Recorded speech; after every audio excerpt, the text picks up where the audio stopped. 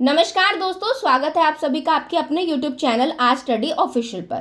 तो दोस्तों, जैसा कि मैं आप लोगों को बार बार बता चुकी हूँ, अपने हर वीडियो में बता चुकी हूँ कि भारत के विदेश मंत्री एस जयशंकर 15 और 16 अक्टूबर को पाकिस्तान के इस्लामाबाद में होने वाली संघाई सहयोग संगठन यानी कि एससीओ की बैठक में हिस्सा लेने जा रहे हैं। और अब दोस्तों 9 साल के लंबे अंतराल के बाद किसी भारतीय विदेश मंत्री का पाकिस्तान दौरा हो रहा है और इसे लेकर काफी ज्यादा चर्चाएं बनी हुई है। अब पाकिस्तान ने इस मौके का फायदा उठाते हुए कश्मीर मुद्दे को फिर से हवा दे दी। शहबाज शरीफ की सरकार ने अपने देश की राजनीतिक अस्थिरता का भी दोष भारत पर मढ़ने की कोशिश की है। अब इस वीडियो में दोस्तों हम आपको इस पूरे मामले के बारे में डिटेल से समझाएंगे और ये भी जानेंगे कि भारत पाकिस्तान संबंधों के लिए ये दौरा क्यों इम्पोर्टेंट है और क्या पाकिस्तान इस मुद्दे पर ध्यान भटकाने की कोशिश कर रहा है।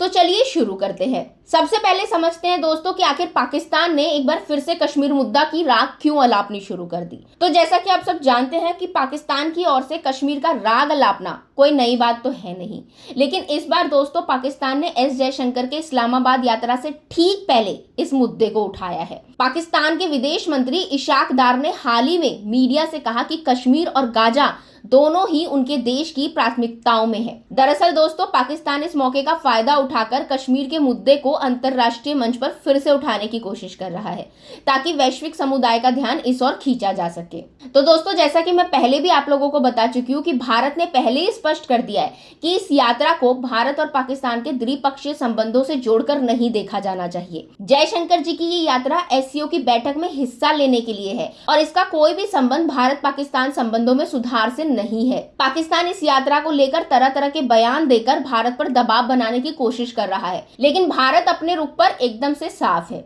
चलिए अब बात करते हैं पाकिस्तान की राजनीतिक अस्थिरता और भारत पर लगाए गए आरोप की। तो दोस्तों 2-3 दिन पहले हमने एक वीडियो बनाई थी जिसमें मैंने आप लोगों को बताया था कि पाकिस्तान इस समय गहरे राजनीतिक और आंतरिक संकट से गुजर रहा है। इमरान खान की पार्टी पीटीआई के समर्थकों ने पाकिस्तान में आंदोलन करके सरकार की नींद उड़ा रखी है। इन आंतरिक चुनौतियों से ध्यान भटकाने के लिए पाकिस्तान की सरकार लगातार भारत पर आरोप लगा रही है।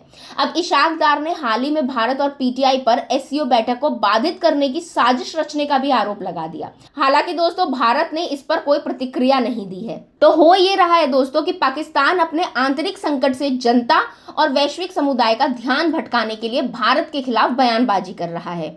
शहबाज शरीफ की सरकार इस वक्त काफी दबाव में है क्योंकि इमरान खान की पार्टी और अन्य विपक्षी दलों ने सरकार के खिलाफ मोर्चा खोल रखा है। अब इसके अलावा पाकिस्तान की आर्थिक स्थिति भी बेहद खराब है जो सरकार पर और ज्यादा दबाव डाल रही है। अब बात करें दोस्तों भारत के रुख की, तो भारत ने स्पष्ट रूप से ये बोल ही दिया है कि ये यात्रा द्विपक्षीय संबंधों से अलग है और साथ ही भारत कश्मीर मुद्दे पर अपनी स्थायी नीति पर अड़ित है।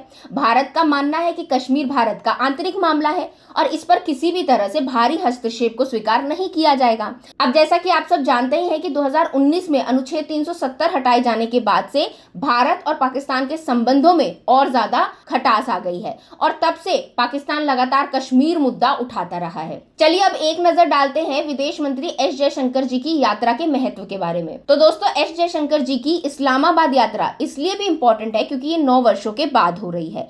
इससे पहले 2015 में तत्कालीन विदेश मंत्री सुषमा स्वराज पाकिस्तान गई थी। उस समय दोनों देशों के बीच द्विपक्षीय वार्ता भी हुई थी, लेकिन उसके बाद से संबंधों में लगातार गिरावट आई। अब यहाँ सवाल ये उठता है दोस्तों कि जयशंकर जी की इस यात्रा से क्या कुछ नया होगा और कैसे भारत पाक संबंधों में कोई बदलाव आ सकता है। तो दोस्तों मेरे विचार से पाकिस्तान की मौजूदा सरकार आंतरिक चुनौतियों से जूझ रही है और ऐसे में वो भारत पर दोष मढ़ने की कोशिश कर रही है।